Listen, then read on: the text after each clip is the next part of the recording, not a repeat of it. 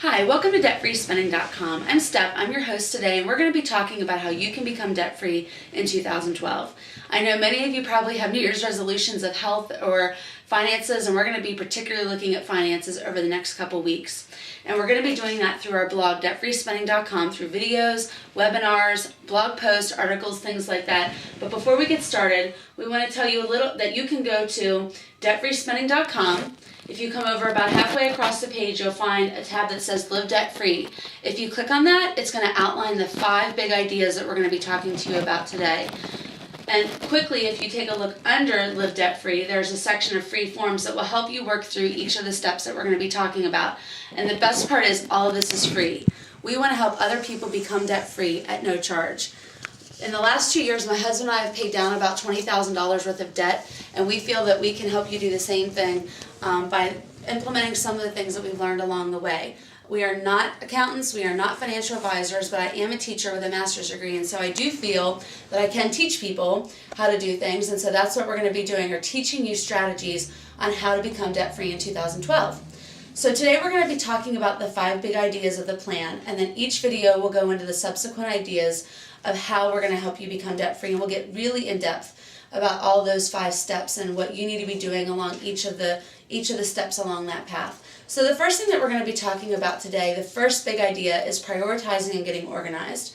You're definitely going to want to get some kind of filing system to keep your bills. I would recommend whether it's a plastic file tote that you can get at Staples or Walmart, and then also getting some kind of hanging file system. Hanging files are the best way to quickly get the files that you need. And then in addition to your hanging files, you're going to need some sort of manila file, whether they're colored, whether they're plain manila, it doesn't really matter. You're just going to want to start getting organized with your bills. And so each step along the way will help you learn to become more and more organized with your bills and with your budget. So you're definitely going to want to have that before we get started. And the second thing will be a calculator. You might want to also purchase just a plain notebook to keep your budget in, or a 3-ring binder. This is my budget notebook. You see it right here. I don't have anything elaborate, and I don't even use the computer. If you want to, you can be as elaborate as an Excel document or Quicken, that's fine. But for the purposes of our webinars and videos, we're going to stick to paper and pencil for the most part. And that's the other thing, is if you go onto the free forms section, you will find budgeting worksheets there for you also that you can just print right off in a PDF. So the first thing is this first step or big idea, I should say, that we're going to be talking about in the next video is going to be prioritizing. So we'll be looking in depth at how you're setting up your priorities in your family, deciding what's really a priority and a need, wants versus needs, and then how you're going to meet those needs, how you're going to go out and purchase the things that you need to meet the needs that you have. And so that's going to be step 1.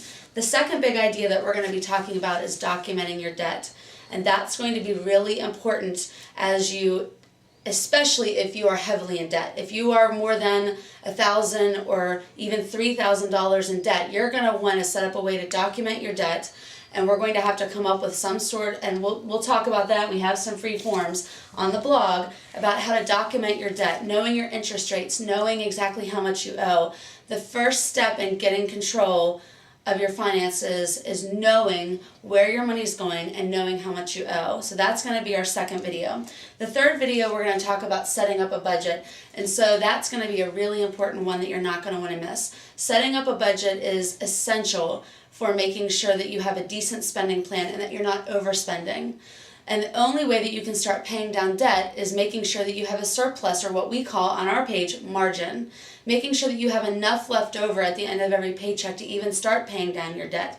And you can't do that if you don't have a realistic budget set up. So I've kind of given you step 4 in advance, which is creating margin. Creating margin means making a surplus in your budget, changing your budget around enough that you have extra money coming in that you can pay down your debt, or by reducing your spending enough that you can pay down your debt. So we'll be looking in depth at all these steps in each video that comes out.